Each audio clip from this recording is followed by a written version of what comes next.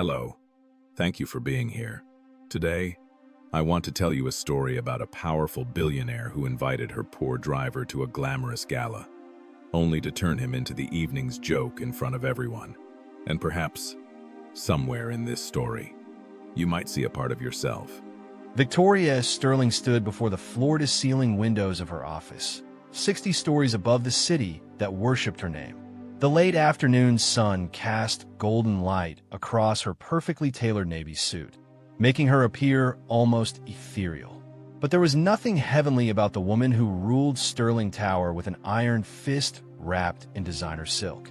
Merit and dignity, she practiced, her voice carrying the practiced warmth of someone who'd spent years perfecting the art of sounding sincere.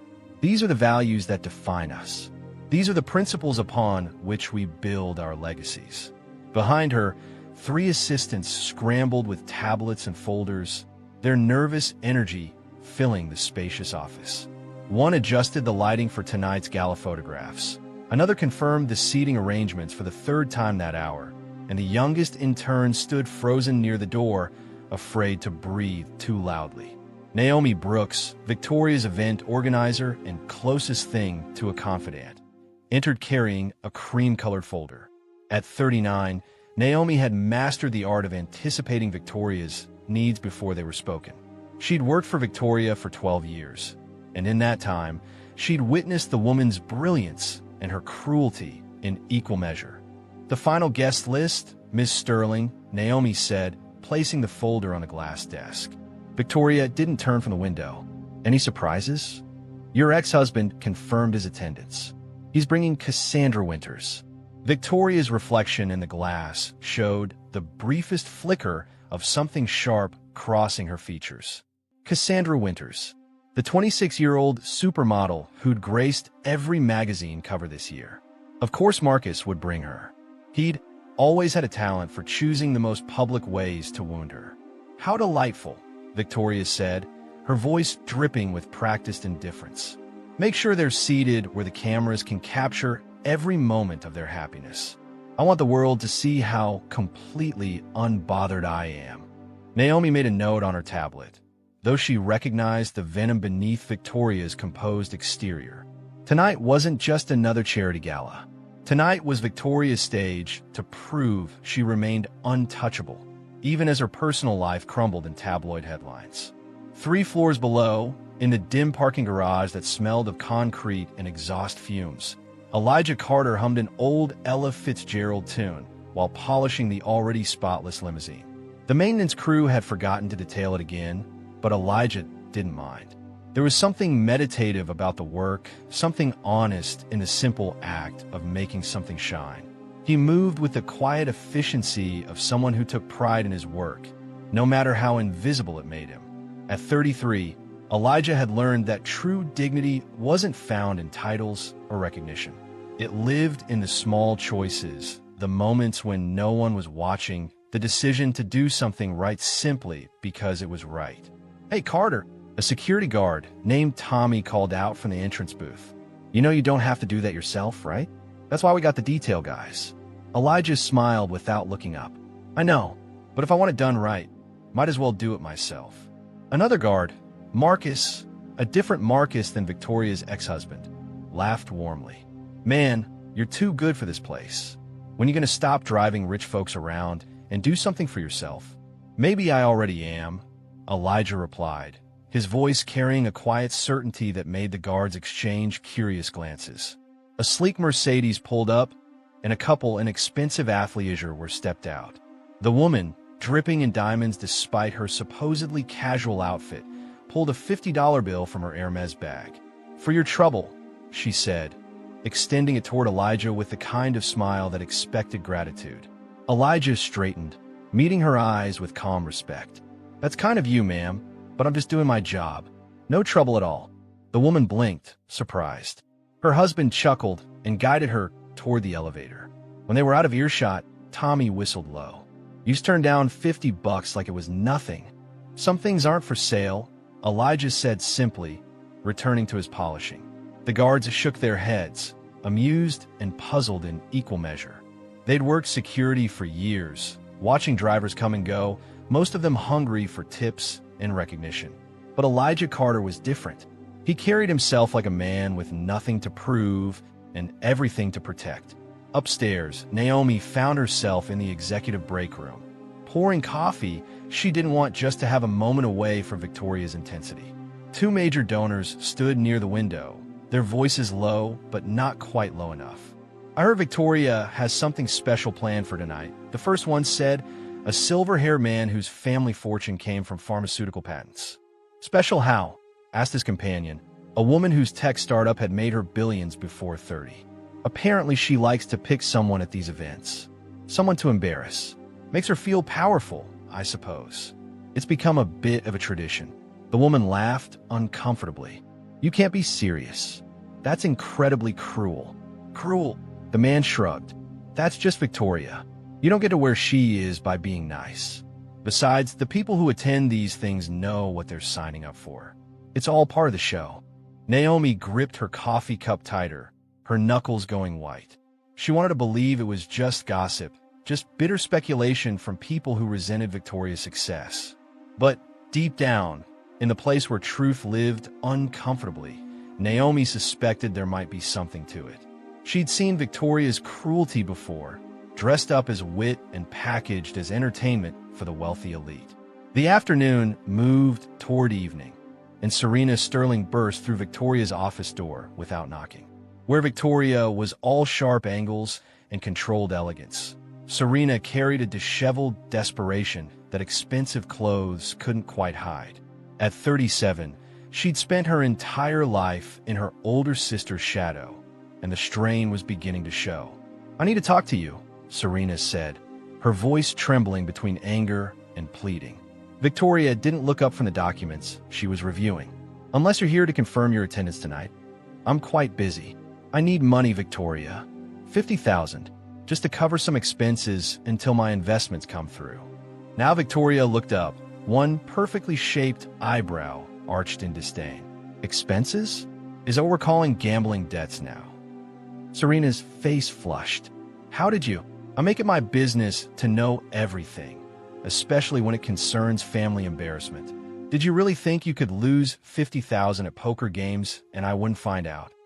Victoria leaned back in her chair, studying her sister like a specimen under glass. "The answer is no, Serena. I've bailed you out 3 times already. At some point, you need to learn that actions have consequences." "You're unbelievable," Serena whispered, tears threatening to spill. "You have millions, billions, and you can't help your own sister?" "I could help you," Victoria said coolly. "I simply choose not to. There's a difference. You want to know why? Because helping you would require you to never learn. And I'm not in the business of enabling weakness. You made your choices. Now live with them." Serena stood frozen for a moment, her hands clenched into fists at her sides. Then she turned and walked out, slamming the door hard enough to rattle the abstract art on the walls. Victoria returned to her documents as if the conversation had never happened. But Naomi, who'd witnessed the exchange from her corner desk, felt something cold settle in her stomach. This was the woman she'd devoted 12 years of her life to serving. This was the woman whose ruthlessness she'd excused as strength. Later that afternoon, Victoria slid into the back of the limousine, her phone pressed to her ear as she conducted 3 conversations simultaneously through different apps. Elijah closed the door gently and settled into the driver's seat, adjusting the rearview mirror until he could see her clearly. "The atelier on 5th, Victoria instructed, barely glancing at him. "And I'm in a hurry." "Yes, ma'am," Elijah replied, pulling smoothly into traffic. Naomi sat beside Victoria, tablet in hand, making notes as Victoria dictated changes to tonight's program. But Victoria's attention kept drifting, her mind clearly elsewhere. She ended her calls and stared out the window at the city streaming past.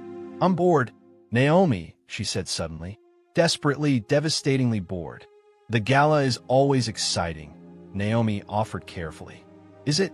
The same people, the same conversations, the same performance of caring about causes they'll forget the moment they're back in their penthouses."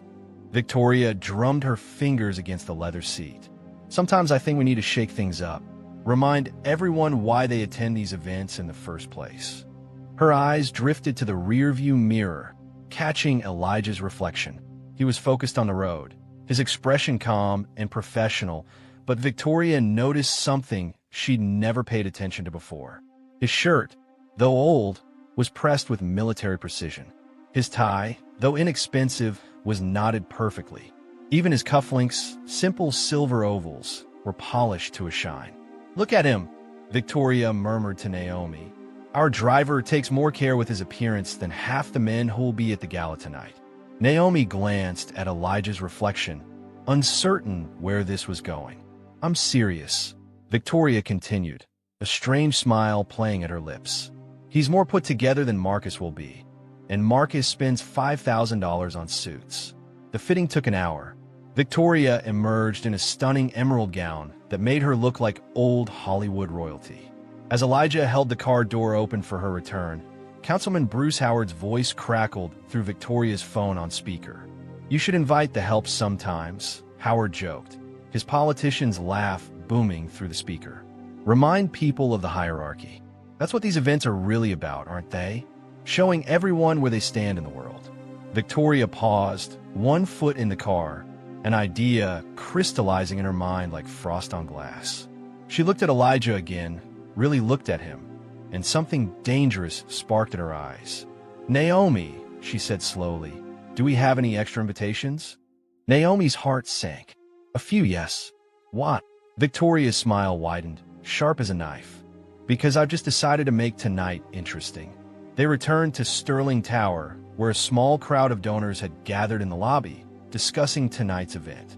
Victoria stepped out of the car, then turned back to Elijah with exaggerated warmth that made Naomi's stomach turn. "Elijah," Victoria said, loud enough for everyone to hear, "you've been such a wonderful driver. So attentive, so professional. I'd like you to attend the gala tonight as my guest." The lobby went quiet. Heads turned. Phones appeared, cameras focusing. This was Victoria Sterling doing something unexpected, and everyone wanted to capture it. Elijah looked at her, his expression unreadable. For a long moment, he said nothing, and Victoria felt a flicker of uncertainty. What if he refused? What if he saw through her game and rejected the invitation publicly? That would be the real embarrassment. But then Elijah nodded slowly. "Thank you, Miss Sterling. I'd be honored to attend." Victoria's smile brightened, triumphant. "Wonderful. The gala begins at 7. I look forward to seeing you there." She swept into the building, followed by Naomi and the murmuring crowd. Behind them, Elijah stood beside the limousine, the invitation feeling heavy in his hands despite being just a card. From across the street, Darius Thompson watched the entire exchange through his camera lens. At 34, Darius had built a reputation as an investigative journalist who didn't back down from powerful people. He'd been following Victoria Sterling for months, digging into the political corruption that seemed to swirl around her like expensive perfume. But seeing Elijah standing there with that invitation changed everything. Darius had known Elijah since they were kids, growing up in the same neighborhood, dreaming the same dreams before life pulled them in different directions. He pulled out his phone and sent a quick text. "Brother, what are you doing? That woman is poison." A minute later, his phone buzzed with Elijah's reply. "It's complicated." Darius lowered his camera, worry settling in his chest. He knew that tone, even through text. Elijah was planning something, and whatever it was, it ran deeper than a simple invitation to a party. That evening, in his small studio apartment 15 blocks from Sterling Tower, Elijah stood at his kitchen counter, staring at the invitation. The card was heavy, expensive, embossed with gold lettering that caught the light. Around him, the apartment told the story of a simple life, carefully maintained. Books lined makeshift shelves, their spines worn from repeated reading. A single framed photograph showed a younger Elijah with a woman who had his eyes, both of them smiling at graduation. His phone rang. Mrs. Chan from next door, though her voice came muffled through the thin walls before he even answered. "Elijah, I saw fancy cars dropping you off. Did you win the lottery?" He smiled despite himself. "No, Mrs. Chun. Just an invitation to a party." "A party with rich people?" You be careful. Those people, they eat their own kind for breakfast. What they do to someone like you. I'll be careful, he promised, though he wasn't sure that was true. He cooked dinner, the same budget-friendly pasta he made 3 times a week, but his mind was elsewhere. Neighbors continued to text him, having seen the social media posts of Victoria's public invitation. The jokes came fast and friendly. You gonna show up in your work uniform? Don't forget us little people when you're rich and famous. Take pictures of the food, but it's fancy. Elijah responded to none of them. Instead, he sat at his small table, eating slowly, thinking about the choices that had brought him here. Finally, as the city lights flickered on beyond his window, he made his decision. He would attend, but not for the reasons Victoria Sterling expected. Back at Sterling Tower, Victoria held a strategy meeting with her core team. Champagne flowed freely as they discussed the evening schedule, the donation goals, the media coverage. But eventually, conversation turned to Elijah. "Do you really think he'll come?" asked a marketing director whose job security depended on keeping Victoria entertained. "Oh, he'll come," Victoria said confidently. "He said he would, and he seems the type to keep his word. The question is what he'll wear." Laughter rippled around the conference table. Someone suggested he'd show up in his driver's uniform. Another predicted a rented tux that didn't quite fit. They painted pictures of his awkwardness, his discomfort, the perfect icebreaker for a long evening of pretension. "It'll be good for him," Victoria declared, silencing the laughter. "Exposure to this world, seeing how the other half lives. Consider it educational." Only Naomi stayed quiet, her champagne untouched. She'd seen this before, or something like it. 3 years ago, Victoria had invited a janitor to a corporate dinner as a supposed gesture of appreciation. The evening had ended with the man in tears, humiliated by jokes he didn't understand and conversations designed to exclude him. He'd quit the next day. Naomi had told herself that time it was different, that the man had been too sensitive, that Victoria's intentions were good, even if the execution was flawed. But watching Victoria now, seeing the gleam in her eyes as she anticipated Elijah's discomfort, Naomi couldn't maintain the illusion anymore. When the meeting ended and people filed out, still laughing, Naomi stayed behind. "Victoria," she said quietly, "what are you really trying to do tonight?" Victoria looked at her, surprised by the question. "I'm hosting a charity gala, same as every year. With Elijah. What are you trying to do with him?" For a moment, Victoria's mask slipped, and Naomi saw something ugly beneath it. But then the composure returned, smooth as silk. "I'm giving him an opportunity. If he's embarrassed, that's not my fault. That's just reality showing him where he belongs." Naomi left without another word. But as she rode the elevator down to the garage level, she made a decision. She would warn him. She would give Elijah Carter the chance Victoria never intended him to have. The morning sun painted Elijah's apartment in shades of gold as he stood before his closet, considering his options. Most of his clothes were simple, practical, the wardrobe of a man who'd learned to find dignity in simplicity. But tucked in the back, wrapped in protective plastic, hung a suit he hadn't worn in years. He pulled it out and laid it on the bed, running his fingers over the fabric. Then he checked his watch, grabbed his keys, and headed out into the city that was just beginning to wake. The tailor shop sat on a quiet street in a neighborhood that gentrification hadn't quite reached. The sign above the door read, "Alterations and Repairs," in faded letters. But inside, the smell of fabric and careful craftsmanship filled the air. An elderly woman looked up from her sewing machine as the bell chimed. "Professor Carter," she said, her face lighting up before her expression shifted to confusion. "I am sorry. I meant. It's all right, Mrs. Patterson," Elijah said gently. "Just Elijah now. I haven't been a professor in a long time." She set down her work, studying him with eyes that had seen decades of human nature pass through her shop. "But you could have been. Everyone said you were brilliant. What you were doing with your research, the papers you were publishing," she stopped herself. "I am sorry. I shouldn't pry. I need your help with something," Elijah said, changing the subject as he always did when the past threatened to surface. "I have an event tonight, something important, and I need to look like I belong there, even if I don't." Mrs. Patterson smiled knowingly. You belong anywhere you choose to belong, young man. But let's make sure your outside matches the dignity you carry inside.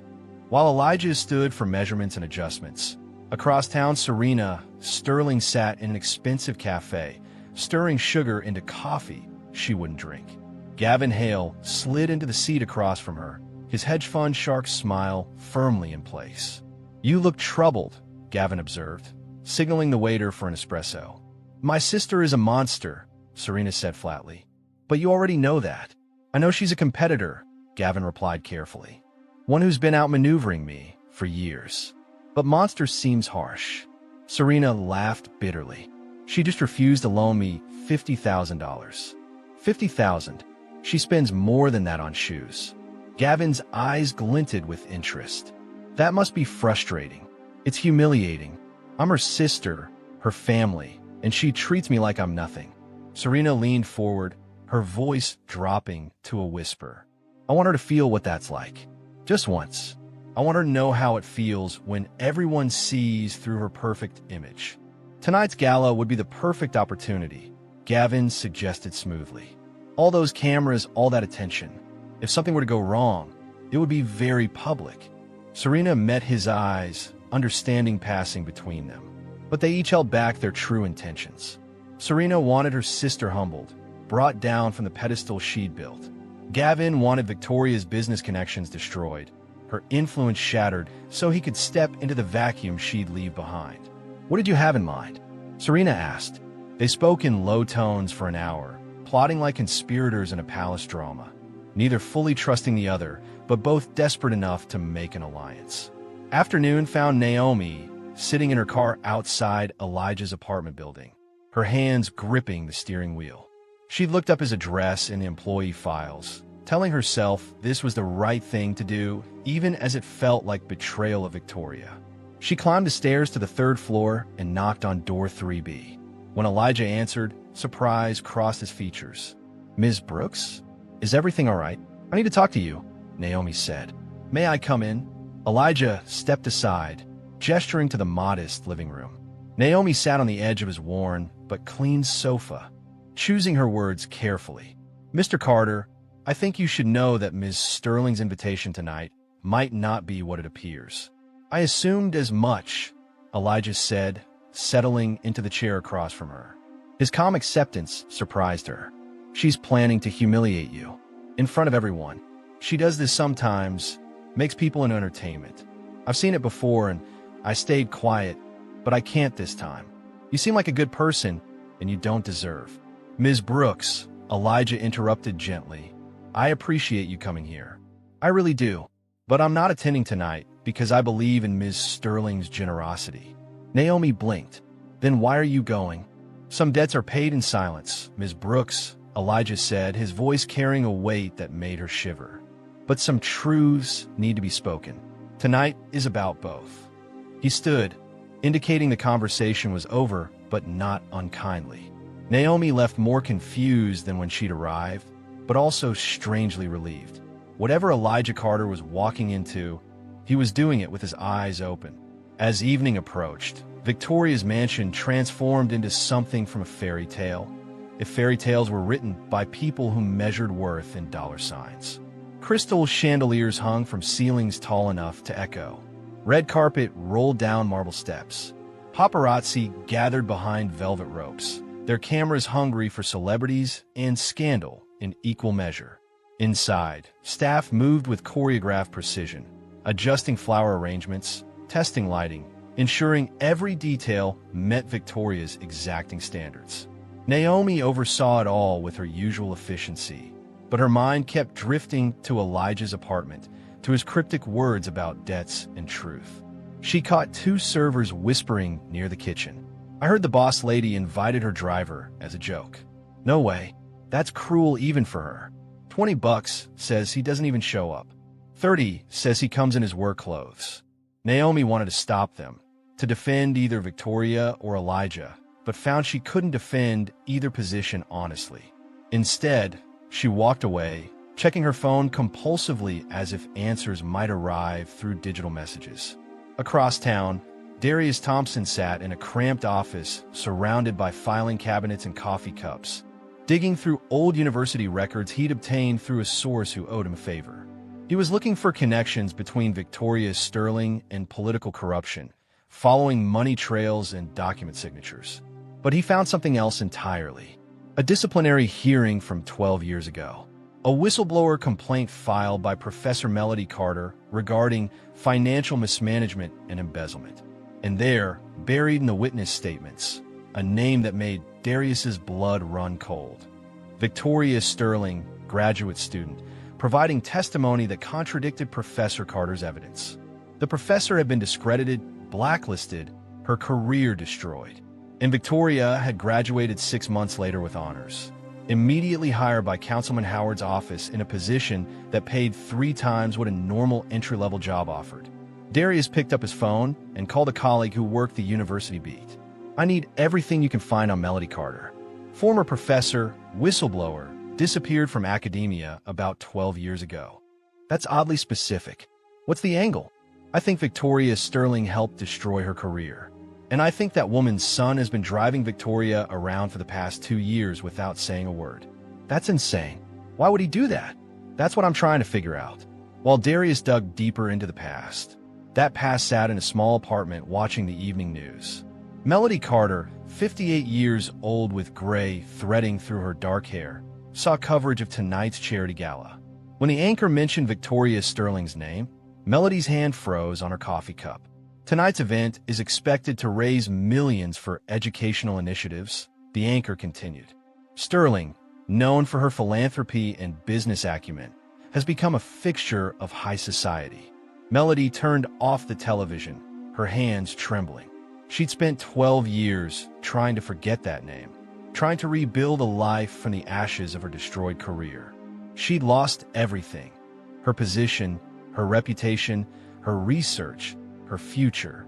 And for what? For telling the truth about money being stolen from scholarship funds meant for students who needed them most. Her phone rang. Elijah's name appeared on the screen. "Mom," he said, his voice warm but careful, "I need to tell you something. I'm attending Victoria Sterling's charity gala tonight." Silence stretched between them like a bridge over dark water.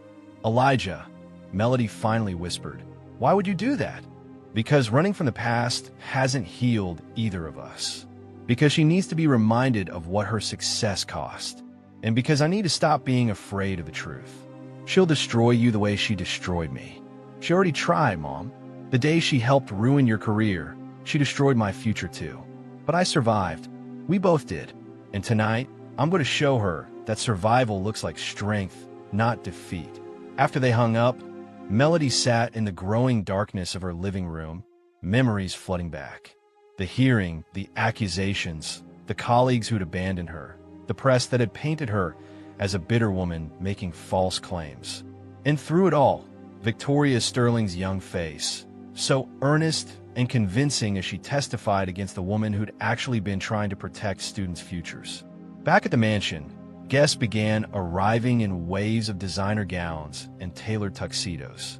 Luxury cars deposited passengers who air-kissed and laughed with the easy confidence of people who'd never worried about money. Victoria stood at the entrance in an emerald masterpiece, greeting each arrival with practiced warmth, her smile never quite reaching her eyes. Councilman Howard arrived with an entourage that included security and staff. He kissed Victoria's hand with exaggerated chivalry.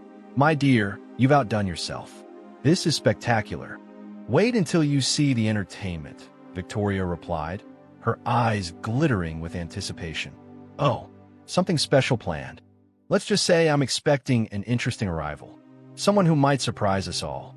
Howard laughed, assuming this meant a celebrity or politician. He moved inside, working the room with the skill of someone who'd spent decades trading favors for power. Serena arrived alone, wearing a dress that cost more than Elijah's monthly rent, but somehow looked cheaper because of how she wore it, hunched with resentment instead of elevated by confidence. She avoided Victoria's greeting, slipping into the crowd like a shadow. The ballroom filled with people whose net worth could fund small countries. They sipped champagne that cost more per bottle than many Americans made in a week. They laughed at jokes that weren't funny and praised art they didn't understand. It was theater, all of it, a performance of wealth and status. Naomi stood to the side, checking her tablet compulsively. Servers had confirmed that Elijah hadn't called to cancel. The betting pool among staff had grown to over $200. Everyone waited for the driver who'd been invited as a joke to arrive and become the punchline. Victoria worked the room with expert precision, but her attention kept drifting to the entrance. Part of her hoped Elijah wouldn't show, that he'd seen through her game and chosen dignity over her trap. But a larger part, the part that had built an empire on always being right, needed him to come so she could prove she still controlled everything. Outside, cameras flashed as another limousine pulled up. A senator emerged with his wife. Then a tech billionaire who'd made headlines for buying a sports team. Then a famous actress who'd pivoted to philanthropy after her last movie bombed. But no Elijah Carter. Naomi stood on the front steps, looking down the driveway, her heart sinking. Maybe he decided not to come after all. Maybe he'd chosen to avoid humiliation rather than face it. She couldn't blame him if he had. Then headlights appeared at the end of the long driveway. But the car moving toward them wasn't Elijah's modest sedan or taxi. It was a vintage Rolls-Royce, midnight blue and pristine, moving with the grace of old money and careful restoration. The crowd quieted, cameras swiveling toward this unexpected arrival. The car stopped precisely at the red carpet's edge. The driver's door opened, but no chauffeur emerged. Instead, Elijah Carter stepped out from behind the wheel, and the world seemed to pause. He wore a custom ivory suit that fit him like it had been designed specifically for his frame, because it had. The fabric caught the light perfectly, making him appear to glow against the evening sky. His shirt was crisp white, his tie a subtle charcoal that matched his pocket square. But it wasn't the clothes that made people stare. It was the way he wore them, with the quiet confidence of someone who knew exactly who he was and felt no need to apologize for it. Elijah handed his keys to a valet who stood frozen in shock, then walked toward the entrance with measured steps. Phones rose like a field of fireflies. Gasps rippled through the crowd. Someone whispered, "Who is that?" And someone else answered, "That's the driver. That's Victoria Sterling's driver." Naomi watched him approach, her mouth slightly open. This wasn't the man who'd sat in her office's modest apartment. This was someone else entirely, or perhaps this was who Elijah Carter had always been, underneath the uniform Victoria had assigned him. Inside, Victoria heard the commotion and moved toward the entrance. When she saw Elijah standing there, radiant and composed, her confident smile faltered for just a fraction of a second. This wasn't supposed to happen. He was supposed to look uncomfortable, out of place, a reminder to everyone of their proper social positions. But Elijah looked like he owned the night. Their eyes met across the red carpet, and in that moment, Victoria Sterling realized she'd made a terrible mistake. She hadn't invited a punchline to her party. She'd invited someone who might just steal the show. Elijah's arrival had shifted everything. The crowd that moments ago had been whispering cruel predictions now stood in stunned silence, trying to reconcile the elegant man before them with their assumptions about who a driver should be. Victoria recovered quickly, her years of public performance taking over. She glided toward Elijah with her arms extended, her smile bright enough to blind, cameras flashing around them like lightning. "Elijah," she said, her voice carrying just the right note of delighted surprise. "I'm so glad you could make it. And what a wonderful suit. I didn't know you owned something so elegant." The compliment was designed to remind everyone of what he was, a subtle knife wrapped in silk. But Elijah met her eyes with calm certainty. "I earned it, Miss Sterling," he replied simply. "A long time ago." The response landed like a stone in still water, ripples spreading outward. Something in his tone suggested history, depth, a story that contradicted the simple narrative Victoria had tried to write for him. Several guests exchanged glances, curiosity replacing their earlier amusement. Victoria's smile tightened almost imperceptibly. She gestured toward the ballroom. "Please come inside." I want you to enjoy yourself tonight." As they moved through the entrance, Elijah became the center of a gravitational pull he hadn't sought. Guests who'd never noticed him before now studied him with fascination. His posture, his bearing, the way he moved through the crowd without apology or arrogance, it all suggested someone who belonged in rooms like this, even if he'd chosen not to occupy them. Near the champagne fountain, two socialites whispered urgently to each other. "That can't be her driver. He must be someone important she knows." "No, I've seen him before. He does drive for her. But look at him. That's not rental clothing. That suit was made for him. Maybe he's a secret investor, old money gone quiet, or royalty traveling incognito." The speculation spread like wildfire through expensive perfume and designer labels. Everyone suddenly wanted to know who Elijah Carter really was, and no one wanted to admit they dismissed him so easily before. Councilman Howard watched from across the room, his politician's instincts tingling with warning. He'd built a career on reading power dynamics, and something about Elijah's presence threatened the careful hierarchy he and Victoria had cultivated. He approached Victoria, pulling her aside with practiced casualness. "Who exactly is that man?" Howard asked, his jovial mask slipping slightly. "My driver," Victoria replied, though her voice lacked its usual confidence. "I invited him as a gesture of goodwill." Goodwill? Howard studied Elijah across the room. "He doesn't carry himself like someone who accepts charity, Victoria.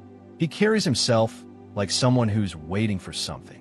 The observation sent a chill through Victoria, though she refused to show it. She'd spent years controlling narratives, bending situations to her advantage. One well-dressed driver wouldn't change that.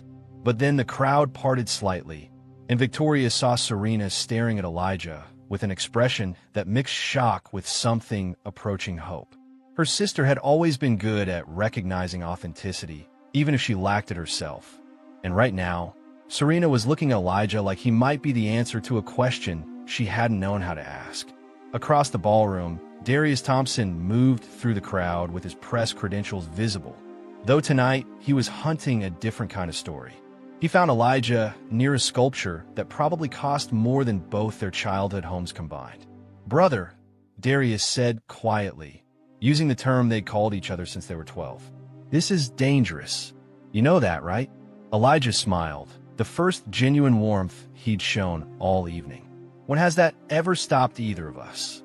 When we were stupid kids, sure, but we're adults now, and that woman has destroyed people for less than whatever you're planning." "I'm not planning anything," Elijah said, accepting a glass of champagne from a passing server. "I'm just here to watch. Sometimes the truth doesn't need help revealing itself. It just needs an audience." Darius wanted to argue, wanted to pull his oldest friend away from whatever collision course he'd set himself on. But he'd known Elijah too long to believe he could be swayed once his mind was made. Instead, Darius nodded slowly. "Tonight is the night, then?" "Not for me to start," Elijah replied, his voice barely above a whisper. "For her to finish what she began 12 years ago." Before Darius could respond, the lights dimmed slightly, signaling the beginning of the evening's formal program. Victoria took her position at the front of the room, where a small stage had been set up with a podium and microphone. Behind her, a screen displayed the logo of tonight's charitable cause, something about education funding that felt particularly ironic given the history Elijah carried. "Good evening, everyone," Victoria began, her voice amplified through expensive speakers. "Thank you all for being here tonight to support a cause close to my heart. Education is the foundation upon which we build our futures, the tool that transforms potential into—" She stopped mid-sentence. Elijah had entered the main ballroom from a side entrance, and every head in the room turned to watch him move through the crowd. It wasn't intentional on his part, he'd simply been looking for a better vantage point.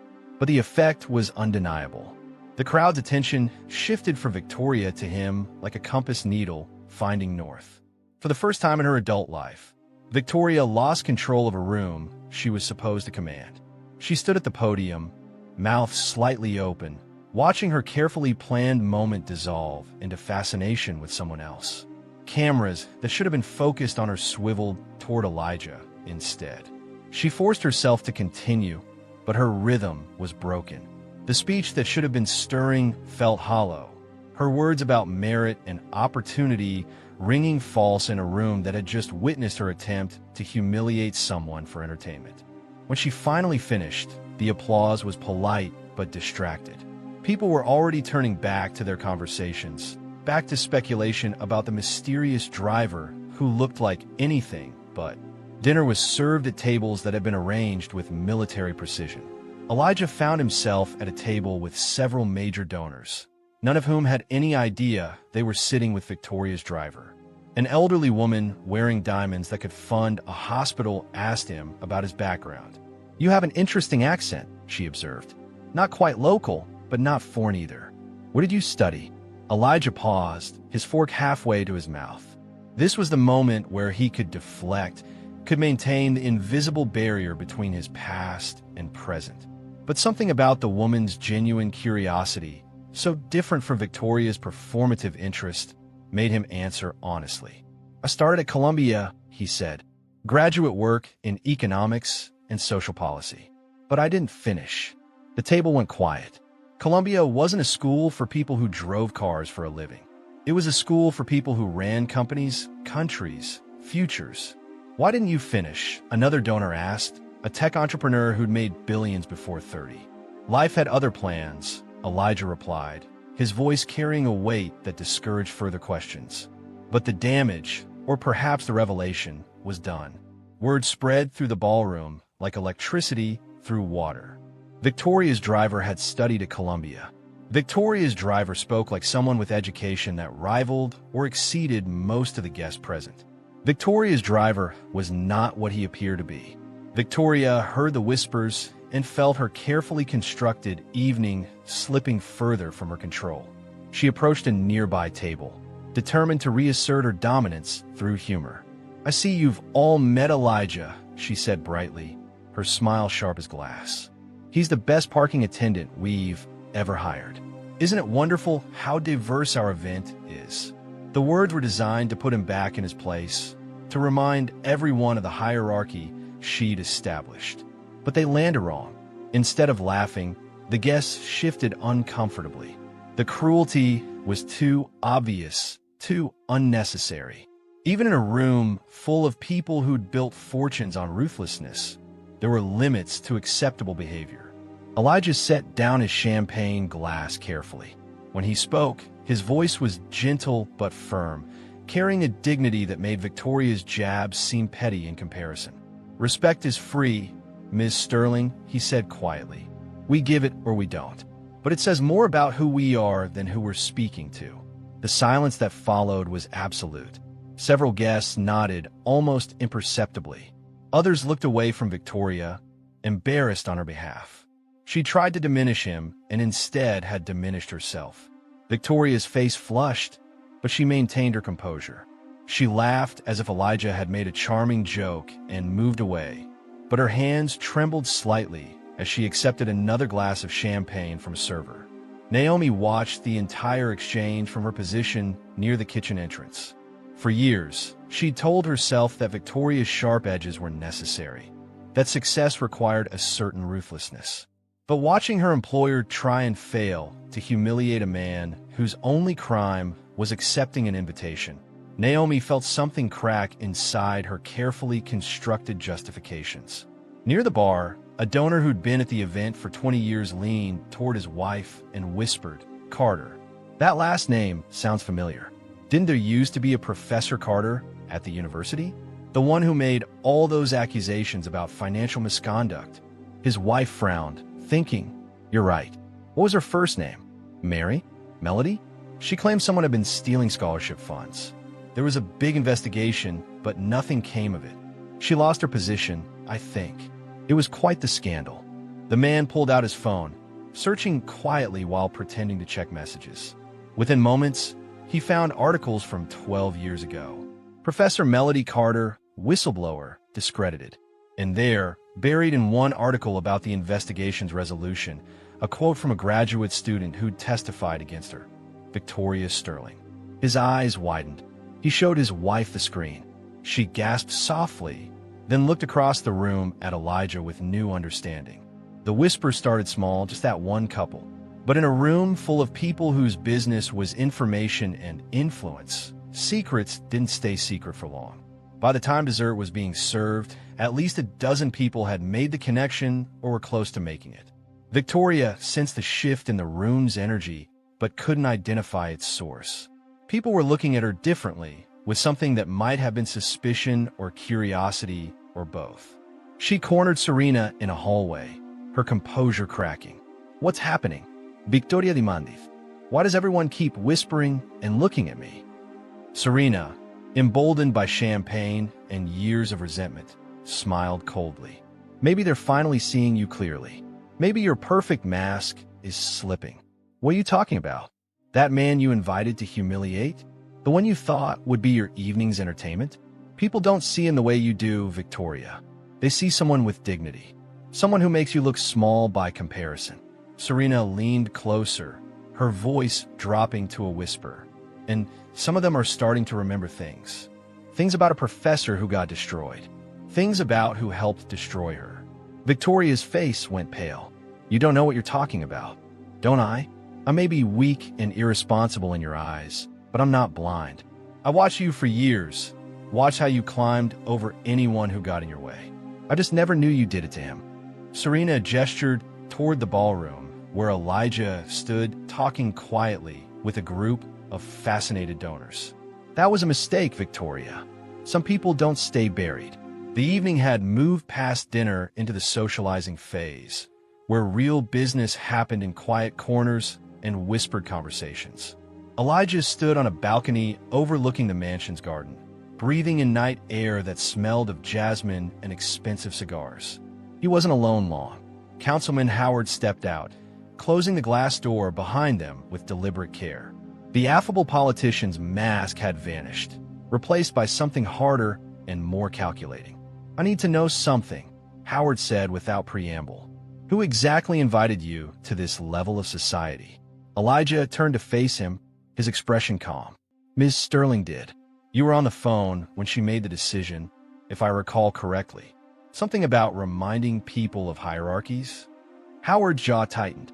He'd forgotten about that call, forgotten his careless joke that Victoria had taken seriously. Now it seemed less like a joke and more like a mistake that was unraveling carefully maintained structures. "What do you want?" Howard asked bluntly. "Money? A position? Everyone wants something. Truth always finds its way home, Councilman," Elijah replied softly. "That's all I want. For truth to arrive where it belongs." "That sounds like a threat." "It's a fact. Threats require intention. I'm just here to watch what happens when the past catches up to the present." Howard stepped closer, his voice dropping to a harsh whisper. "I've destroyed people who try to threaten me. People with more power and connections than some driver with a Columbia education he never finished." "Then you have nothing to worry about," Elijah said, his calm unwavering. "If you've done nothing wrong, the truth can't hurt you." Howard stared at him for a long moment, trying to find a crack in Elijah's composure. Finding none, he turned and walked back inside, his mind already working through damage control scenarios. Inside, Elijah's phone vibrated. He pulled it out and saw his mother's name on the screen.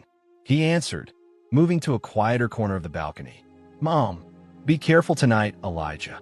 Melody's voice carried fear wrapped in love. "The truth ruined us before. It could do it again. This time I choose how it ends," Elijah said firmly. "This time we're not powerless graduate students and professors being crushed by people with more money than morals. This time I'm standing in her house, wearing a suit I earned, and she's the one who's afraid. Just don't lose yourself in revenge. That's not who I raised you to be. This isn't revenge, Mom. It's restoration. There's a difference." They talked for a few more minutes before Elijah hung up and returned inside. He didn't know that across town, Darius Thompson was sitting in his office with Naomi Brooks, who'd called him an hour ago asking to meet. "I have something you need to see," Naomi said, pulling out her laptop. "I've been Victoria's assistant for 12 years. I've kept her secrets, managed her affairs, protected her reputation. But tonight, watching what she tried to do to that man, I realized I can't do it anymore." She opened a folder filled with documents. Emails, financial records, correspondence between Victoria and Howard from 12 years ago. Evidence of a coordinated effort to discredit Melody Carter, to bury her whistleblowing complaint, to ensure the investigation found nothing wrong. She was stealing from scholarship funds, Naomi explained, her voice shaking. Not directly, but she knew about it. Howard was skimming money, and Victoria found out when she was a graduate student.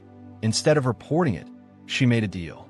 She'd help him cover it up, testify against the professor who was investigating, and in return, he'd give her a position in his office after graduation. It was her entry into the world of power and money. Darius stared at the screen, his journalist's mind already organizing the information into a story that would explode like a bomb in the city's political and social circles. "Why are you showing me this now?" he asked. "Because Elijah Carter deserves justice. Because his mother deserves her reputation back. And because I'm tired of being complicit in cruelty." Naomi closed the laptop. "I know you're his friend. I know you've been investigating Victoria, and I know this could bring down everything she's built. I'm giving you permission to use all of it." Darius nodded slowly. "This will destroy her. Maybe. Or maybe it will force her to finally face what she did and become something better. Either way, the truth deserves to be told." Back at the mansion, the rumors had grown from whispers to conversations. Small groups clustered together, comparing notes and sharing information they discovered about the Carter family and Victoria's past. The wealthy elite loved nothing more than watching one of their own fall from grace, especially someone who'd always seemed too perfect, too controlled. Victoria felt the walls closing in, but didn't know why. She pulled several loyal donors aside, trying to steer conversations back to the charity, to the cause, to anything other than the mysterious driver who'd stolen her evening. But it was too late. The narrative had escaped her control. She found herself alone in her study, having excused herself under the pretense of an important call. In reality, she needed space to breathe, to think, to figure out how everything had gone so wrong. She stared at her reflection in the window, seeing not the powerful businesswoman she'd cultivated, but something more fragile underneath. Her phone buzzed. A text from Serena. "They know. Multiple people have made the connection to Professor Carter. You should prepare yourself." Victoria's hand shook as she set down the phone. She thought burying the past meant it would stay buried. She convinced herself that success justified the means, that time erased consequences. But standing alone in her study while her carefully constructed world crumbled outside, she realized how foolish she'd been. A soft knock on the door made her jump. Naomi entered without waiting for permission. "Did you destroy their family?" Naomi asked, her voice quiet but firm. "The Carters. Did you help Howard cover up his theft? Did you testify against an innocent woman to advance your own career?" Victoria wanted to lie, wanted to deflect, wanted to summon the icy composure that had served her for years. But something about Naomi's expression, hurt and betrayal mixed with disappointment, broke through her defenses. "Yes," Victoria whispered. "I was 24 years old. I was terrified of staying poor. Howard offered me a way out, a way up, and I took it. I told myself the professor was probably wrong anyway, that the investigation would sort everything out fairly. But I knew, deep down, I knew she was right, and I was helping bury the truth." "And you never felt guilty? Never thought about what you took from them?" "Every day," Victoria admitted, surprising herself with the honesty. "But guilt doesn't change the past, and the world rewards winners, not the regretful. I simply took what I deserved." "Deserved?" Naomi's voice hardened. "You deserved nothing. You earned nothing. You stole it from people who couldn't fight back, and you spent 12 years pretending it made you strong." She moved toward the door, pausing with her hand on the handle. "I'm resigning after tonight. I'll help you get through the rest of this evening because that's who I am, not because you've earned my loyalty. But after this, I'm done being part of your cruelty." Naomi left, leaving Victoria alone with her reflection and her regrets. Outside the study, the evening continued. Elijah moved through the crowd with quiet grace, neither seeking attention nor avoiding it. When a donor's elderly mother asked him to dance, he accepted with genuine warmth. leading her through a simple waltz that melted the hearts of everyone watching. Victoria emerged from her study in time to see them dancing, to see the tenderness in Elijah's expression as he helped the woman navigate the floor despite her age. Jealousy twisted in her chest, sharp and unexpected. Not romantic jealousy, but envy of the ease with which he earned respect, the authenticity that drew people to him. She approached him as the dance ended, catching his arm before he could move away. "Why did you really come?" she asked, her voice low enough that only he could hear. Elijah looked at her, and for the first time that evening, she saw something in his eyes that looked like pity. "To return something that was taken," he said softly, "and to let you reveal why it was stolen in the first place." Victoria felt her breath catch. "You want revenge?" "No, Miss Sterling. I want acknowledgement. I want truth. I want my mother's name cleared and her reputation restored. Revenge would be easy. Justice is harder. And if I refuse, then you reveal who you really are, and the world makes its own judgment. Either way, the truth comes out. You just get to decide whether you're part of the solution or part of the problem." He walked away, leaving Victoria standing alone in the middle of her crowded ballroom, surrounded by hundreds of people and feeling more isolated than she'd ever been in her life. She finally understood. Elijah hadn't come to destroy her. He'd come to give her a choice. And that choice would define not just this night, but everything that came after.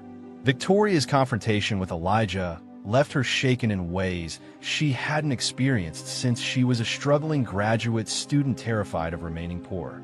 She retreated indoors, away from the eyes that seemed to follow her everywhere now, away from the whispers that grew louder with each passing minute. She found refuge in a powder room decorated in marble and gold, locking the door behind her. Staring at her reflection in the ornate mirror, Victoria gripped the edge of the sink until her knuckles turned white. Her emerald gown, which had made her feel powerful just hours ago, now seemed like a costume, a disguise for someone playing a role they'd never truly earned. "I will not be outshined by a chauffeur," she whispered to her reflection, though her voice lacked conviction. "I built this. I earned this. I deserve to be here." But even as she spoke the words, she heard their hollowness. She'd built her empire on someone else's ruins. She'd earned her position through betrayal. And tonight, in front of everyone who mattered in her world, that foundation was crumbling. Her hands trembled as she reapplied lipstick she didn't need, trying to reconstruct the armor of perfection she'd worn for so long.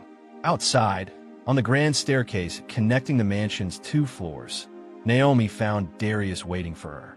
He'd come to the gala as press, but now he was here as Elijah's friend, as someone seeking justice for a family that had been destroyed. "I told you everything," Naomi said quietly, glancing around to ensure they weren't overheard. The emails, the financial records, the timeline of how Victoria and Howard coordinated to discredit Melody Carter. "It's all documented." "Why now?" Darius asked, studying her face. "You've worked for her for 12 years. You could have come forward any time." Naomi's eyes glistened with unshed tears. "Fear looks a lot like loyalty when you're surviving. I told myself I was being professional, that it wasn't my place to judge, that everyone does questionable things to get ahead. But watching her tonight, watching her try to humiliate a good man for entertainment, I realized I'd been lying to myself. I stayed because I was afraid of starting over, afraid of losing the comfort and security her success provided me. And now I'd rather be poor and honest than wealthy and complicit." Naomi straightened her shoulders, a weight lifting even as her future became uncertain. "Do what you need to do with that information. Elijah and his mother deserve their truth told." Darius nodded slowly, respect clear in his expression. "You're doing the right thing. That takes courage. It takes too long," Naomi corrected sadly. Real courage would have been doing this 12 years ago. In a small sitting room decorated with antique furniture and original artwork worth more than most people's homes, Serena found Elijah standing by the window, looking out at the garden where guests mingled in the warm evening air. "I need to ask you something," Serena said, her voice nervous but determined. Elijah turned to face her, his expression open and kind. "Of course." Are you going to expose her? Publicly, I mean, are you going to destroy Victoria the way she destroyed your mother? Elijah was quiet for a moment, considering his words carefully. I'm not here to destroy anyone, Miss Sterling. I'm here because the truth deserves to exist without hiding. Whether that destroys your sister or forces her to become someone better, that's her choice, not mine. Serena's eyes filled with tears. I've hated her for so long. Hated how perfect she seemed, how successful, how everyone admired her while treating me like her disappointing shadow. But hearing that she built everything on lies and betrayal, it doesn't make me happy. It just makes me sad that we both wasted so much time being people we're not. You deserve better than being anyone's shadow, Elijah said gently. You deserve to be your own person, making your own choices, building your own life on your own terms. It was the first genuine kindness Serena had received in years, perhaps in her entire adult life. She wiped at her tears, something shifting inside her. Not revenge against Victoria, but the beginning of freedom from the toxic dynamic that had defined their relationship. Thank you, Serena whispered, for seeing me as more than just her sister. We're all more than the roles people assign us, Elijah replied. The question is whether we have the courage to step into who we really are. Back in the main ballroom, guests continued their evening, but the atmosphere had fundamentally changed. What had started as Victoria Sterling's showcase had become something else entirely. People clustered in small groups, their conversations intense and focused. Information spread like wildfire through the crowd, each person adding their own piece to the puzzle. A philanthropist who'd known Melody Carter professionally spoke quietly to a group near the dessert table. She was brilliant, absolutely brilliant. Her research on economic inequality and educational access was groundbreaking. When she filed that whistleblower complaint, I believed her immediately. The woman had integrity in her bones. But then the investigation cleared everyone, and suddenly she was the one being investigated for false accusations. It destroyed her career overnight. And Victoria Sterling testified against her, someone asked. According to what I've heard tonight, yes. Sterling was a graduate student at the time, working in Howard's office. She provided testimony that contradicted Professor Carter's evidence. Shortly after, Sterling got a prestigious position that launched her entire career. Phones lit up around the room as people discreetly searched for old articles, connecting dots that had seemed unrelated until tonight. The story was coming together, piece by piece, and Victoria's carefully constructed image was dissolving with each revelation. Near the bar, a tech billionaire showed his wife a recording on his phone. Someone captured audio earlier when Victoria called Elijah a prop. She thought the microphones were off, but they weren't. It's already spreading online. His wife watched the clip, her expression hardening. That's cruel, unnecessarily cruel. And after seeing how he's conducted himself tonight, it makes her look petty and small. It's worse than that, the billionaire said, scrolling through his phone. People are digging up the old scandal. They're making the connection between Elijah and Professor Carter. By morning, this will be everywhere. Victoria finally emerged from her self-imposed isolation, having changed into a different gown, a subtle cream color that suggested softness and approachability.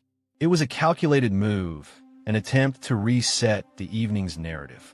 She took her position at the front of the room, preparing to give another speech, this one about second chances and lifting people up. But as she began to speak, she could see the skepticism in her guests' eyes. They'd heard her prop comment. They knew about her past. Her words about compassion and opportunity rang hollow against the reality of her actions. We gather here tonight, Victoria said, her voice carrying across the room, to celebrate the power of education to transform lives, to lift people from circumstance into possibility. Several guests exchanged glances. The irony was almost painful. Here was a woman who'd helped destroy an educator's life, now pontificating about education's importance. Victoria pressed on, but she could feel the room slipping away from her. The applause when she finished was polite but cold, the kind of recognition given out of social obligation rather than genuine appreciation. Councilman Howard, sensing the danger to his own reputation, cornered Elijah near the ballroom's exit. His earlier politician's charm had vanished completely, replaced by barely contained aggression. "You need to stay in your lane," Howard hissed, his face close enough that Elijah could smell expensive scotch on his breath. "Whatever you think you're accomplishing here tonight, it ends now. You're an over-your-head boy." Elijah met his gaze without flinching. "You and Victoria built your roads on the backs of others. Roads paved with stolen money meant for students who needed it, with careers destroyed to protect your secrets, with lies dressed up as testimony. The only person in over their head is you, councilman, because the truth has a way of rising, no matter how deep you try to bury it." A nearby guest, a prominent lawyer who'd been pretending to check her phone, had heard every word.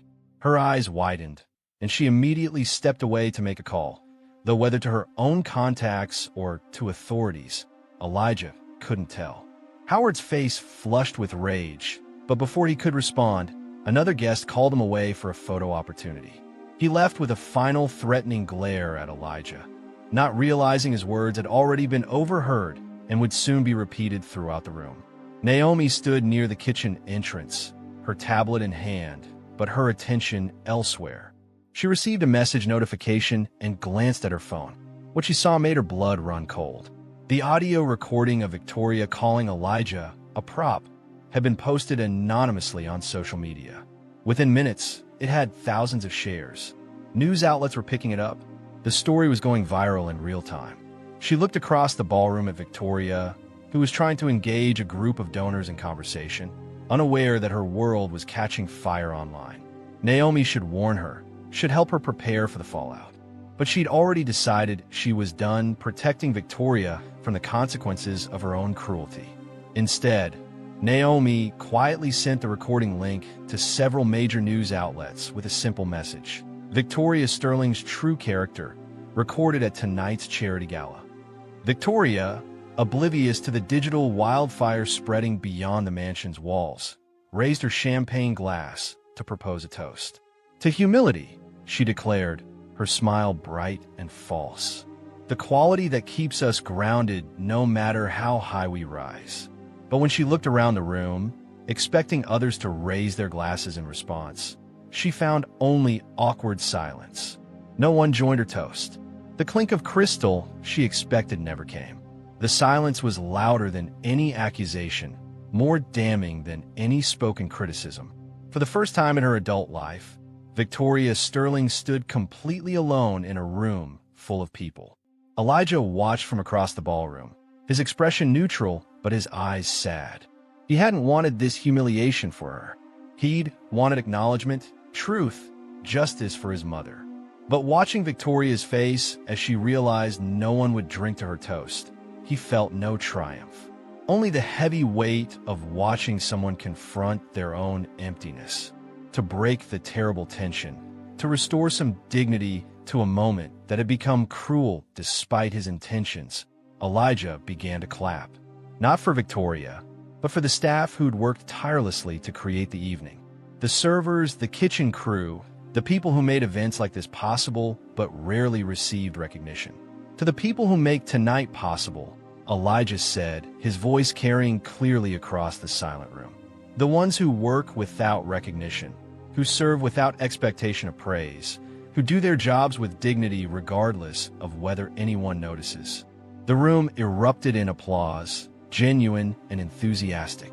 Staff members throughout the mansion stopped their work, surprised and touched by the recognition. Some wiped away tears, others smiled with gratitude. Naomi found herself weeping silently, overwhelmed by the simple grace of the gesture. Respect was all she'd ever wanted from Victoria, and Elijah had given it freely to everyone who'd earned it through honest work. Victoria stood frozen, her untouched champagne glass still raised, watching as the room honored everyone except her. She finally lowered her glass, her hand shaking, and whispered to Serena, who'd approached cautiously. "This was never about embarrassing him. He came to teach me something." Serena looked at her sister, seeing vulnerability there for the first time in years. "Or to remind you of what you took," she replied softly. "Not from him, from yourself." You traded your integrity for success, and tonight you're finally seeing the cost. Victoria's eyes glistened, but she refused to let tears fall. Not here, not in front of everyone. But she knew Serena was right. Elijah hadn't come for revenge. He'd come to hold up a mirror, and Victoria finally saw what she'd become. The evening had progressed past the point of careful social performances. Real emotions simmered beneath the surface, threatening to break through at any moment. Elijah stepped onto a balcony for fresh air, needing a moment away from the intensity of the ballroom. He wasn't alone long. The glass door opened behind him, and he turned to find someone he'd never expected to see tonight. His mother, Melody Carter, stood in the doorway, elegant in a simple black dress that carried more dignity than all the designer gowns inside combined. Elijah's composure cracked for the first time all evening. "Mom, what are you doing here?" "Darius called me," Melody said, stepping onto the balcony. "He said you needed me, and that it was time I stopped hiding from the woman who tried to destroy me." The ballroom had noticed the new arrival. Guests parted instinctively, sensing something important was happening. Whispers spread like ripples on water. Those who'd made the connection to the old scandal recognized Melody's name, recognized the significance of her presence. Victoria engaged in awkward conversation with donors who could barely hide their judgment, looked toward the balcony. When she saw Melody Carter standing there, the blood drained from her face. For a moment, she looked like she might actually faint. Her champagne glass slipped from her fingers, shattering on the marble floor with a sound like breaking ice. Serena watched her sister's reaction and felt an unexpected surge of something that wasn't quite satisfaction, but wasn't sympathy either. For years, Victoria had seemed untouchable, unshakable. Now she looked terrified, and Serena realized she'd been waiting for this moment without knowing it. Elijah gently took his mother's arm. "You didn't have to come. This wasn't your battle to fight." "Yes, it was," Melody replied firmly. "I let fear silence me for 12 years. I let them take my voice, my career, my reputation, and I accepted it because fighting seemed too hard, too painful. But watching you stand up tonight, watching you face her with dignity instead of rage, I realized I needed to do the same. For myself, if not for you." They walked back inside together, mother and son, their presence commanding the room in a way that wealth and status never could. Real courage, real integrity, real dignity, these things couldn't be bought or faked. They had to be lived. Victoria stood frozen as they approached, unable to move, unable to speak. Every carefully constructed defense she'd built over 12 years crumbled in the face of the woman whose life she'd helped destroy. Naomi, watching from her position near the entrance, made a decision. She signaled discreetly to the technical crew, the same people who'd accidentally broadcast Victoria's cruel comment earlier. They understood immediately and prepared the sound system. Elijah brought Melody to a quiet corner of the ballroom, away from the crowd but still visible. Victoria followed as if pulled by invisible strings, drawn toward a confrontation she'd spent 12 years avoiding. "I didn't ask her to come," Elijah said quietly, looking at Victoria. "This wasn't my plan." "Truth doesn't ask permission," Melody replied, her voice steady despite the emotion Elijah could see in her eyes. "It simply arrives when it's ready." Victoria finally found her voice, though it came out barely above a whisper. "Professor Carter, I don't know what to say." "Then listen," Melody said, not unkindly but firmly. 12 years ago, I discovered that scholarship funds were being embezzled. Money meant for students who desperately needed it was being diverted to private accounts. I reported it because it was the right thing to do, because those students deserve better. Guests had moved closer, forming a loose circle around them. Phones were out, but for once, they remained pointed down, as if even the most social media obsessed recognized this moment deserved privacy. "The investigation should have been straightforward," Melody continued. "I had documentation, financial records, email trails. But then witnesses started changing their stories.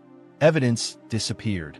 And you," she looked directly at Victoria, "you testified that I'd fabricated evidence, that I was a bitter employee making false accusations. I was afraid, Victoria whispered. I was 24, drowning in student debt, desperate to escape poverty. Howard offered me a way out if I helped him. I told myself you were probably wrong anyway, that the truth would come out regardless of what I said. But you knew I was right, Melody said, her voice breaking slightly. You knew those students were being robbed, and you chose your career over their futures. Victoria's face crumpled, tears finally breaking through. Yes, I knew, and I've regretted it every single day since. But regret doesn't change what I did. It doesn't give you back your career, your reputation, your research. It doesn't give Elijah back the future he sacrificed to support you after I helped destroy your income. The revelation that Elijah had given up his own education hit the room like a physical blow. Gasps rippled through the crowd. This wasn't just about a destroyed career. This was about a family's entire trajectory, altered by one person's selfish choice. Elijah spoke for the first time, his voice gentle but clear. I was 3 semesters away from my PhD. I was researching economic inequality and educational access, following in my mother's footsteps. But when she lost everything, when she was blacklisted from teaching and couldn't find work, I couldn't justify staying in school while she struggled. So I left. I drove cars, worked security, took whatever jobs I could find to support us both. And I never wanted that, Melody added, her own tears flowing now. I never wanted my son to sacrifice his dreams for my fight. But he did it anyway, because that's who he is. That's the kind of man I raised, despite everything you and Howard tried to take from us. Victoria sank into a nearby chair, no longer able to stand under the weight of what she'd done. What do you want from me? Money? I'll give you whatever you need. A public apology? I'll make one right now. Just tell me how to make this right. You can't buy forgiveness, Melody said, not cruelly but truthfully. Money doesn't erase the past 12 years of struggling, of being unemployable in the field I devoted my life to, of watching my son give up his future to protect mine. Then what? Victoria looked up, her perfect makeup streaked with tears. What can I possibly do? Elijah knelt beside Victoria's chair, meeting her eyes at the same level. A public acknowledgement, not of me, but of her. Tell the world that Professor Melody Carter was right, that she was destroyed for telling the truth, and that you helped bury that truth to advance your own career. Use your platform, your influence, your resources to restore her reputation and give her the chance to teach again. And if I do that, everything I've built collapses. My business relationships, my social standing, my political connections. Then it was built on sand, Elijah interrupted gently. And maybe it's time to build something real instead. You get to decide, Miss Sterling. You can keep living the lie and watch it slowly destroy you. Or you can tell the truth and discover who you might become without the weight of deception. Serena, who'd been watching from nearby, stepped forward. Her voice was stronger than Elijah had heard it before, as if witnessing truth being spoken had given her permission to find her own. I'll support whatever you decide to do, Serena said to Victoria. But I'm tired of being part of your cruelty, tired of living in the shadow of someone who built their empire on lies. If you choose to make this right, I'll stand with you. If you choose to keep hiding, I'll walk away and build my own life. Either way, I'm done being your accomplice. For the first time in their adult lives, Serena was the stronger sister. Victoria looked at her younger sibling with new eyes, seeing not weakness, but courage she'd never possessed. Naomi approached quietly, her resignation already written and ready to submit. But she offered one final service to the woman she'd served for 12 years. The audio of you calling Elijah a prop is viral, Naomi said softly. News outlets are running the story. By morning, everyone will know what happened here tonight. You have maybe an hour to get ahead of it, to control the narrative by being honest before you're forced to be. After that, the choice is made for you. Victoria looked around the ballroom at the faces watching her, some with judgment, some with curiosity, some with the cruel anticipation of witnessing a fall from grace. She saw her entire world, built so carefully over so many years, balanced on the edge of a precipice. And then she looked at Melody Carter, at the woman she'd wronged, at the dignity that hadn't been destroyed despite everything Victoria had taken from her. She looked at Elijah, at the grace he'd shown by giving her a choice instead of simply destroying her. She looked at Serena, at her sister who was finally becoming someone independent and strong. Victoria stood slowly, smoothing her dress with trembling hands. She walked to the center of the ballroom, and without being asked, the technical crew activated the microphone system.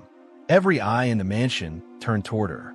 This was the moment, the choice, the truth or continued lies, everything she'd built or everything she might become. Victoria took a deep breath and began to speak. The ballroom had fallen into absolute silence. Every conversation stopped mid-sentence. Every glass was set down. Every phone was raised to capture what would happen next. Victoria Sterling stood under the massive crystal chandelier, its light making her appear both illuminated and exposed. Her hands gripped the sides of the podium, knuckles white with tension. Naomi had positioned herself near the technical booth, ensuring every word would be recorded, broadcast, preserved. This wasn't sabotage anymore. This was documentation. History being made in real time. Victoria's voice, when it finally came, was stripped of its usual polish and performance. It trembled with genuine emotion, raw and unfiltered. 12 years ago, she began, her words echoing through the sound system. I was a graduate student drowning in debt and terrified of the future. I was working in Councilman Howard's office when Professor Melody Carter filed a whistleblower complaint. She discovered that scholarship funds, money meant for students who desperately needed it, were being embezzled and diverted to private accounts. The crowd remained frozen, barely breathing. This wasn't the speech anyone had expected. Professor Carter was right. Victoria continued, tears streaming down her face without restraint. She had evidence, documentation, proof of financial misconduct. And I knew she was right because I'd seen the same irregularities she'd reported. But instead of supporting her, instead of adding my voice to hers and helping those students, I made a choice. The wrong choice. The selfish choice. She paused, looking directly at Melody, who stood with Elijah's hand on her shoulder. Councilman Howard offered me a deal. If I testified against Professor Carter, if I claimed her evidence was fabricated, he would give me a prestigious position after graduation. He would launch my career. He would give me everything I thought I wanted. And I took the deal. I stood in front of an investigation committee and I lied. I destroyed the credibility of a woman who was trying to do the right thing. Also, I could advance my own career. Gasps rippled through the crowd. Some people had suspected, had put pieces together throughout the evening, but hearing Victoria confirm it herself carried devastating weight. Because of my testimony, the investigation cleared Howard and his associates. Professor Carter was discredited, blacklisted, unable to find work in her field. Her career was destroyed. Her reputation was ruined. And her son, Elijah Carter, Victoria gestured toward him, was forced to abandon his own doctoral research to support her. He gave up his future to protect his mother from the consequences of my betrayal. Cameras flashed like lightning. Journalists in attendance typed frantically on their phones. The story was going global in real time, spreading across social media platforms faster than Victoria could speak. Councilman Howard, who'd been trying to quietly slip toward the exit, found his path blocked by several guests who'd heard his earlier confrontation with Elijah. His face had gone from red with anger to pale with fear. His political career was ending before his eyes. I've spent 12 years building an empire on that foundation of lies, Victoria said, her voice breaking. I've pretended to care about education while knowing I helped steal from students. I've lectured about integrity while lacking any of my own.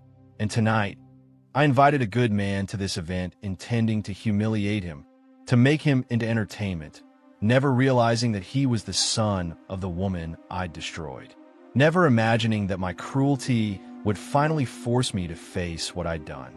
Melody wiped tears from her eyes, but they weren't tears of bitterness. They were tears of release, of finally hearing the truth spoken aloud after years of being called a liar. I cannot undo the past, Victoria continued. I cannot give Professor Carter back 12 years of her life, 12 years of research and teaching and making a difference. I cannot give Elijah back the education he sacrificed, but I can do this. I can tell the truth. I can use my resources and influence to restore Professor Carter's reputation. I can establish a foundation to support whistleblowers who risk everything to expose corruption. And I can face whatever consequences come from finally being honest about who I've been and what I've done. The silence that followed was profound. Then, slowly, Melody Carter began to walk toward Victoria. The crowd parted like water, creating a path between the two women. When Melody reached the podium, she looked at Victoria for a long moment. "Thank you," Melody said simply, her voice carrying clearly through the microphone. "Not for what you did 12 years ago, but for finally having the courage to admit it. That's not redemption yet. That's just the beginning. But it's a beginning I never thought I'd see." She turned to address the crowd herself. "I never wanted revenge," Melody said. "I never wanted to destroy anyone. I just wanted my name cleared and the chance to do the work I love.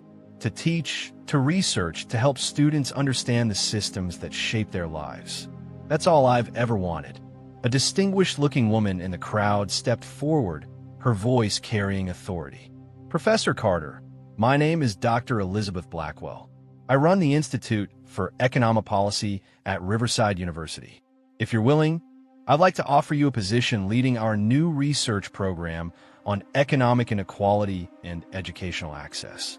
It's funded by donors who believe in ethical scholarship, and we'd be honored to have someone of your integrity." Melody's hand flew to her mouth, shock and hope flooding her features. "You're serious?" "Completely. We've actually been looking for someone to lead this initiative for months. Your work from 12 years ago is still cited in academic circles. The people who matter never stop believing in you." Melody turned to Elijah, tears streaming freely now. Her son smiled, pride and relief mixing in his expression. "Take it, Mom," he said softly. "Take back what's yours." The ballroom erupted in applause, genuine and thunderous. Not for Victoria, but for Melody. For survival. For integrity. For justice delayed, but finally arriving. Councilman Howard, seeing the direction everything was moving, made one last attempt to save himself. He grabbed a microphone from a nearby server stand. "This is all circumstantial," he began, his politician smile forced and desperate. "Victoria is clearly having some kind of emotional breakdown. These allegations about financial misconduct were investigated and dismissed years ago." "Actually," Darius spoke up, stepping forward with his phone raised, "I have emails between you and Ms. Sterling from 12 years ago, discussing how to discredit Professor Carter's testimony. I have financial records showing irregular transfers from scholarship accounts to private holdings. And I have documentation of payments made to witnesses who suddenly changed their stories during the investigation." Howard's face went from pale to gray. "Where did you get those?" "A source who finally decided truth matters more than loyalty," Darius replied, glancing at Naomi, who stood tall despite her fear. Two men in dark suits approached Howard from the crowd. "Councilman Howard, we're with the federal prosecutor's office. We've been monitoring this situation remotely for the past hour. We'd like you to come with us for questioning." Howard's protests were drowned out by whispers and phone cameras as he was escorted from the mansion. His decades of carefully constructed power crumbled in minutes, destroyed not by opposition, but by his own corruption finally catching up to him. Victoria watched him leave, understanding that her own reckoning was just beginning. She stepped down from the podium, no longer the hostess, no longer in control. Just a woman facing the consequences of her choices. Gavin Hale, who'd been watching everything with calculating eyes, approached Victoria as the crowd began to fragment into smaller conversations. "That took courage," he said, and for once, his words carried no manipulation. "Real courage. I came here tonight hoping to watch you fall, to profit from your downfall. But watching you choose truth over self-preservation, that's something I didn't expect." "Don't misunderstand," Victoria replied wearily. "I didn't do this to be noble. I did it because I finally couldn't live with the alternative anymore." "Sometimes that's the only honest reason," Gavin said. He extended his hand. "I won't use this against you. You've punished yourself more effectively than I ever could." Victoria shook his hand, surprised by the unexpected mercy. Serena found her sister sitting alone on a bench in the garden, having slipped away from the chaos inside. She sat down beside Victoria, neither speaking for a long moment. "I'm stepping away," Serena finally said. "Not as your shadow, not as your enemy, but as my own person. I'm selling my jewelry to pay my debts myself. I'm starting a wellness business, something small and mine. It might fail, but at least it'll be an honest failure." Victoria looked at her sister, seeing strength there she'd never noticed before. "You're braver than I ever was." "No, Serena diente. I'm just finally tired of being afraid. There's a difference." She stood, smoothing her dress. "I don't forgive you for how you've treated me over the years, but I don't hate you either. I just want us both to be better, separately." She walked back toward the mansion, leaving Victoria alone with her thoughts and the distant sound of the party that had become something entirely different than planned. Inside, Naomi approached Melody and Elijah, her resignation letter folded in her pocket. "I'm sorry," Naomi said, her voice thick with emotion. "I should have done something years ago. I should have looked deeper, asked harder questions, refused to be complicit. I'm sorry it took me so long." "You did it when you were ready," Melody replied kindly. "That's all any of us can do." Elijah pulled an envelope from his jacket pocket and handed it to Naomi. "Dr. Blackwell asked me to give you this. Apparently, the research program needs an administrative director, someone with organizational skills and an understanding of how institutions work, someone who's learned the cost of silence and the value of speaking up." Naomi opened the envelope with shaking hands, reading the job offer inside. It paid less than working for Victoria, but it offered something money couldn't buy, the chance to be part of something meaningful. "I don't deserve this," she whispered. "None of us deserve grace," Melody said. "We just receive it and try to do better." Morning light filtered through Victoria's bedroom windows, finding her still awake, still in last night's gown, watching news coverage of her confession on every channel. The headlines were brutal but honest. Some praised her courage. Most condemned her actions. All agreed her empire was fundamentally changed. Her phone had been buzzing for hours with calls she didn't answer, emails she couldn't read, messages from lawyers and public relations firms offering damage control she no longer wanted. She'd spent 12 years building a perfect image, and in one night, she'd demolished it herself. Strangely, she felt lighter than she had in years. The weight of maintaining lies was heavier than facing truth, even when truth was devastating. Across town, Melody Carter stood in her small apartment, looking at the formal offer letter from Riverside University. A research position, a teaching load, graduate students to mentor. Everything she'd lost, returning in a form she'd never expected.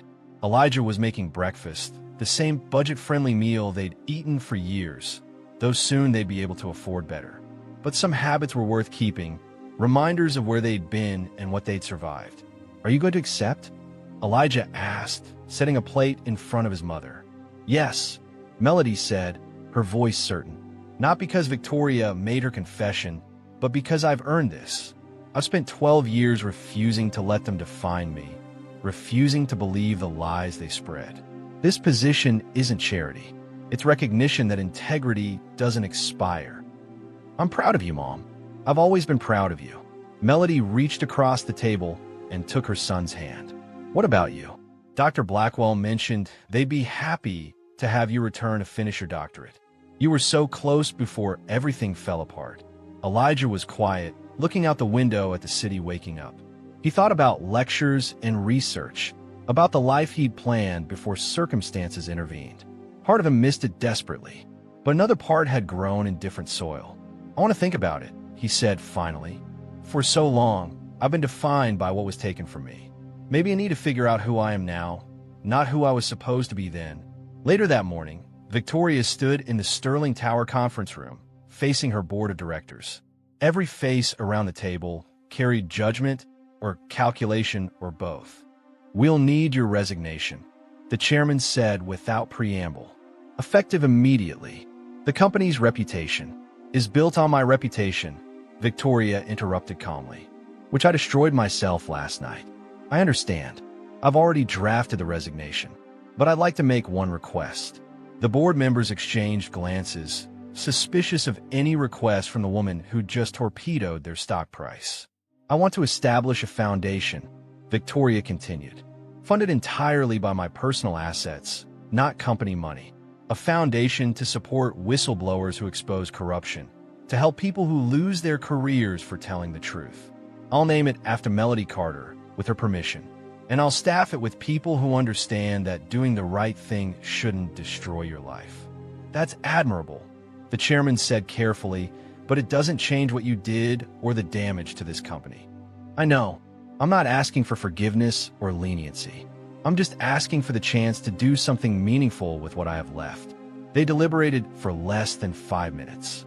The answer was yes, probably because having Victoria quietly working on redemption was better than having her publicly bitter and potentially revealing more company secrets. She signed the papers, surrendered her access cards, and walked out of Sterling Tower for the last time as its founder. The reporters waiting outside shouted questions she didn't answer.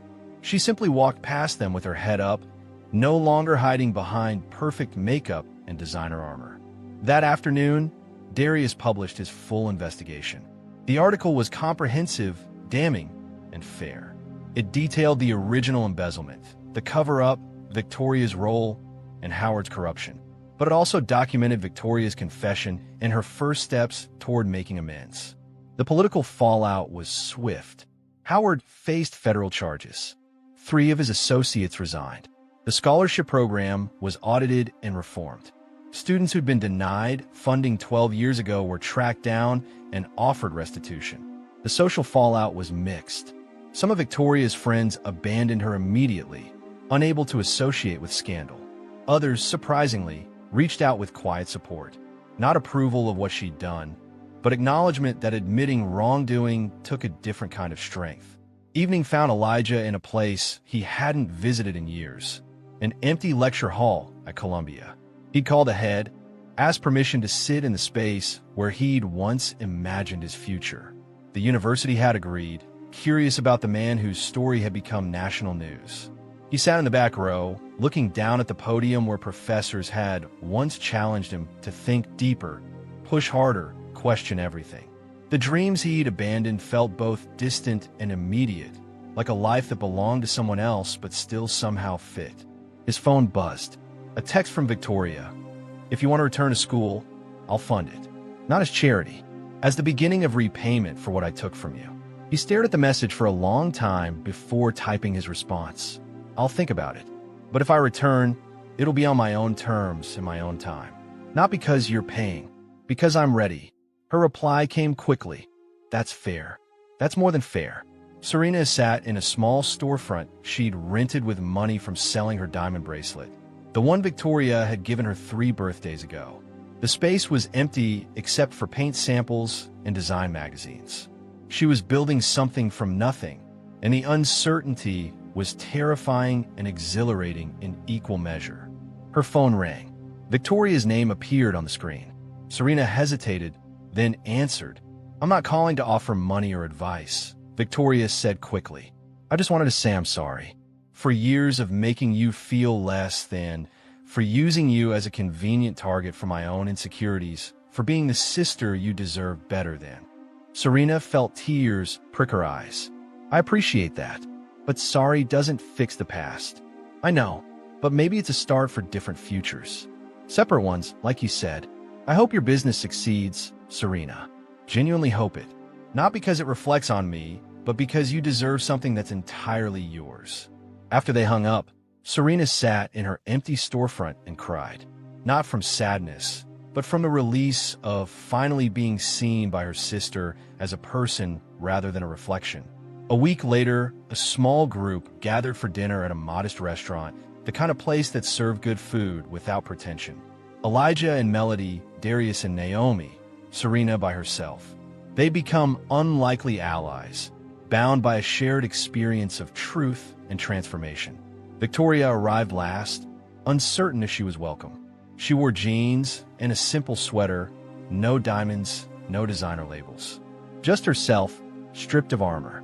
Melody stood first, and for a moment, Victoria thought she'd be asked to leave. Instead, Melody gestured to an empty chair. "If you want to join us, just come as yourself." Victoria sat slowly, overwhelmed by the grace of the invitation. It wasn't forgiveness, not yet, but it was possibility. They ate and talked, the conversation flowing easier than anyone expected. They discussed Melody's new research position, Naomi's role in the foundation, Serena's business plans, Darius's follow-up articles. They talked about the future without pretending the past didn't exist. Elijah watched them all. These people whose lives had been tangled together by one woman's choice 12 years ago and another choice just 1 week past. He thought about debt and payment, about revenge and restoration, about the difference between the two. Some debts are paid in silence, he said quietly, more to himself and the group. But forgiveness must be spoken. Victoria looked at him, hope and fear mixing in her expression. "I don't expect forgiveness. I don't deserve it." "Maybe not," Elijah agreed. "But maybe that's not the point. Maybe the point is choosing to be better than what was done to us.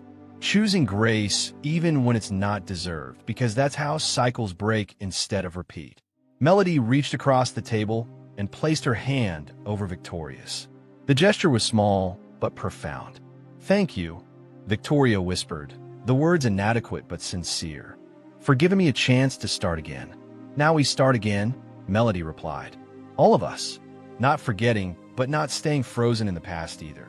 We move forward carrying what we've learned but not letting it define everything we become." Outside the restaurant, the city continued its endless motion. People rushed past, unaware that inside, a quiet miracle was happening. Not dramatic or cinematic, just the slow, difficult work of people choosing to be better than their worst moments. Elijah walked out into the evening air, breathing deeply. He'd accomplished what he'd set out to do. Not revenge, but revelation. Not destruction, but the opportunity for reconstruction. Whether Victoria or any of them truly changed remained to be seen. But the possibility existed now, and possibility was enough.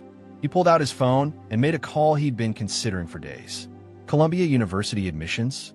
"Yes, I'd like to inquire about reinstating a doctoral candidacy that was suspended 12 years ago. The name is Elijah Carter. I believe I still have 3 semesters remaining." As he walked through the city streets, past buildings that had witnessed both his lowest moments and his quiet triumph, Elijah smiled. The future was uncertain, but for the first time in 12 years, it felt like his to choose.